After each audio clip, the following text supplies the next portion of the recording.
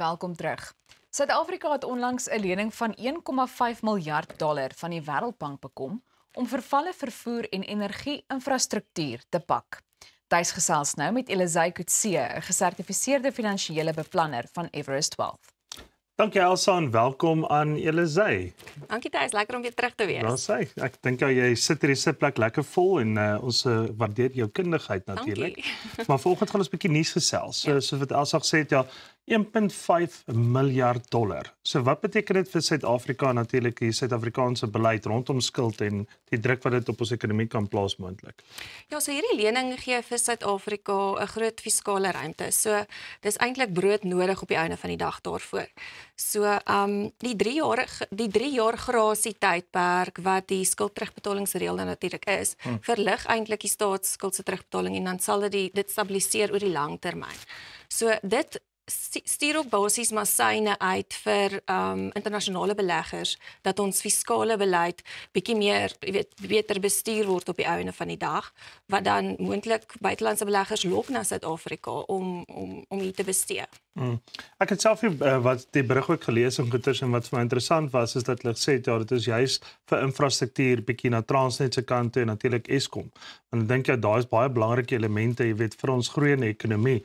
Maar as ons weer eens daarna ook gaan kyk, ek dink die belangrikste deel van Suid-Afrika is op hierdie stadium ja, is infrastruktuur en om Eskom aan die gang te hou, maar is natuurlik ook werkskepping. So wat kan hierdie beteken vir werkskepingsgeleenthede? Ja, soos hawens, spoorweë en energie natuurlik, soos jy genoem het. Dit kan nywerhede half laat groter produktiwiteit skep, handeldryf bietjie meer bevorder en op die einde van die dag, vir ons landsekonomie bietjie meer dryf na 2% se groei toe waar ons wil wees op die einde van die dag. Ja. Ek dink op hierdie stadium as ons gaan kyk, jy weet, ons is skaars by 0,2 of 0,1% en natuurlik het die Reserwebank dit ook afgegradeer waar ons gemik het vir 1,6 na onder die 1%. Ja. So ek dink as mense na daai elemente gaan kyk, jy weet, en dan sien 'n ou berigte soos hierdie dan dink ek daai diep asemhaal. En maar as hy weer eens gaan kyk as dit vir die regte goeders gaan, dan is hy half positief oor dit. Maar weer eens as ons ook gaan kyk, ons het eintlik vervalde infrastruktuur, as ek dit so kan noem. So daar's 'n klomp elemente in Suid-Afrika wat eintlik nie hoef geherstel te word of om te herbou te word op die mate wat dit was nie, maar dalk selfs te fokus na 'n nuwe tipe van tegnologie soos groen energie en groen maniere van vervoer. Wat is jou opinie rondom dit?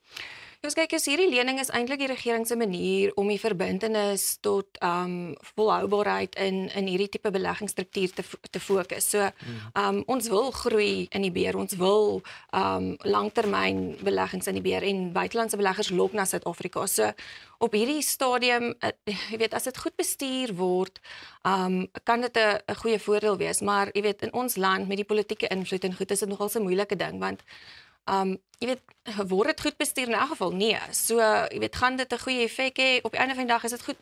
Dit moet net reg bestuur word. Dit is eintlik die punt waarop ek moet raak, ja. Ek moet sê, ek het gisterand ook die nuus gekyk het en ja, Elsa, kyk die nuus, is dit nie glo nie.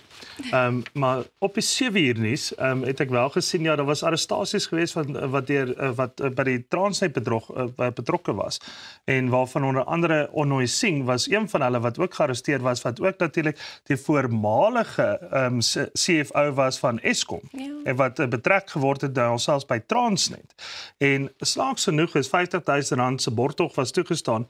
En as ek dit nie mis het nie, ek so 2 jaar terug, toe was ek op 'n internasionale vlug geweest, toe was hy op dieselfde vlug, en hy toevallig, ek dink ook besigheidsklas gevlieg, so by the way. Net so interessant, but never mind, wie's ek nou om nou iets te sê wat negatief is?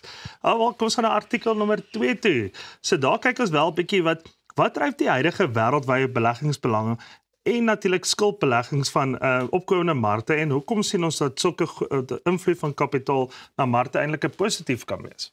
Ja, so die FSA se dollar verswak en inflasie is besig om te stabiliseer op hierdie stadium. So as jy kyk na die langtermyn, na internasionale markte en beleggings wat eintlik 'n hoër opbrengs dan nou bied, wanneer hulle kyk na jy weet, lande wat, soos Suid-Afrika byvoorbeeld, bied 'n beter rentekoers aan vir buitelandse beleggers. So mense is besig om te soek na daai tipe goed, veral in internasionale markte. So trek hulle na ons toe, gee 'n beter rentekoers, jy weet, aantreklike rentekoers sal net voordelig wees vir ons op die einde van die dag. So dit skep ook 'n tipe van 'n goue lokkies effek. So wanneer jy kyk na geweldige lae tipe risiko met belovende opbrengste op die einde van die dag. Ja. Kyk, as 'n mens ook na daai tipe van goederes gaan kyk, dan kyk hy byvoorbeeld na 'n tipe van 'n mate van 'n skuldbrief of 'n debenture of some sort of 'n staats effek of wat ook al die geval mag wees, maar ek sê 100% saam met jou.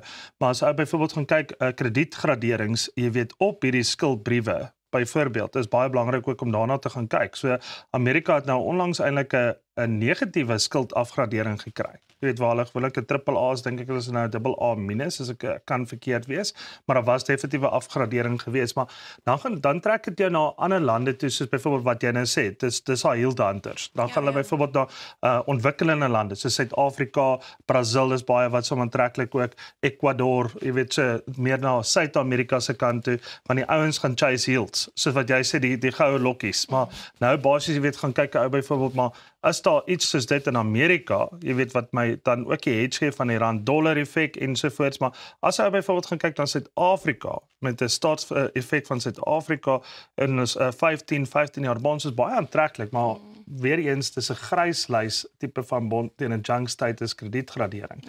En nou moet baie keer daarna ook kyk, wat is jou opinie? Weet jy, op die einde van die dag wil ons dit bevorder. So, oor die langtermyn voel ek dis definitief voordele daarin.